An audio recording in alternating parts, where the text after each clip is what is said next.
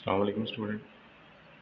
Next हमारे पास जो chapter है वो है वेक्टर। वेक्टर से हमारे पास एक थ्योरम है, the diagonal of a parallelogram bisect each other.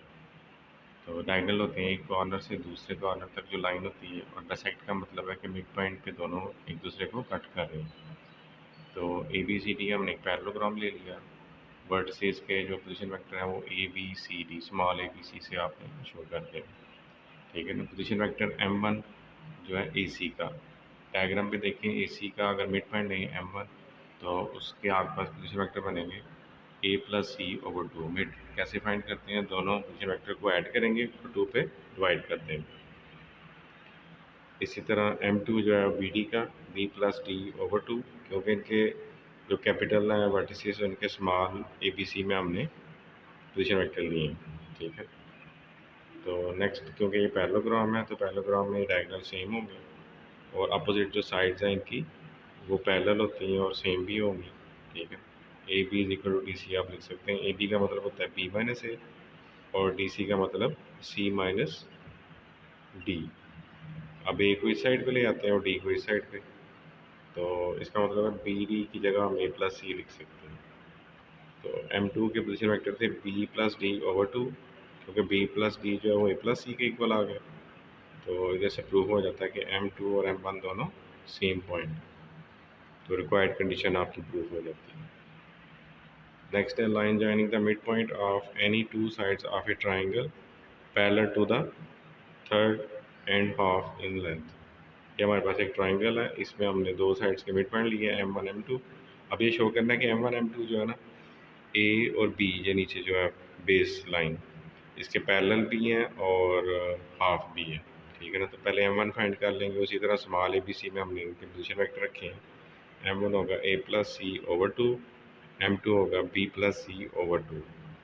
तो M1 M2 कैसे फाइंड होगा, M2 माइनस M1, 1/2 इसमें कॉमन ले लें तो C कैंसिल हो जाएगा, ये आ जाएगा B माइनस A। तो B माइनस में एक्चुअली A और B की वैल्यू है। ठीक है ना।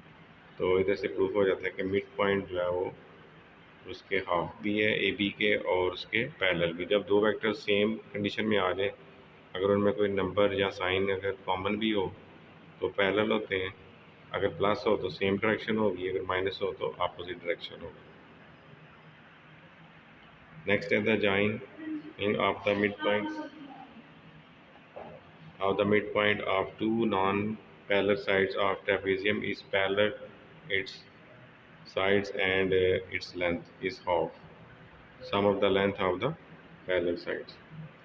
तो ट्रेपीजियम है हमारे पास ए बी सी डी। ठीक है ना। ट्रेपीजियम होता है जिसकी दो साइड्स पैरेलल होती हैं, दो नॉन पैरेलल होती हैं, ए बी और डी सी।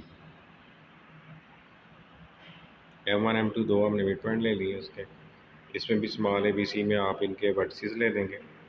ठीक है ना। M1 हमने फाइंड कर लिया A plus D over 2 mid point, और M2 भी फाइंड कर लिया। M1 M2 होगा M2 माइनस M1।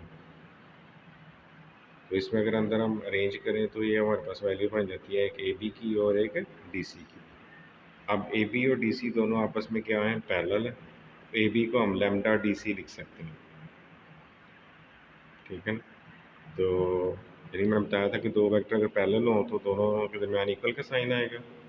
तो यहाँ तो कोई साइन कॉमन आता है या कोई स्केलर क्वांटिटी कॉमन आती है, तो इधर हम लैम्डा लिख लिए। तो DC अगर कॉमन ले लें तो ये लैम्डा प्लस 1 बन जाता है। अब लैम्डा प्लस 1 को मज़ीद हम एक नाम म्यू का दे देते हैं। ठीक है। तो इससे वो रिक्वायर्ड कंडीशन जो है आपकी प्रूव हो जाती है। ठीक है।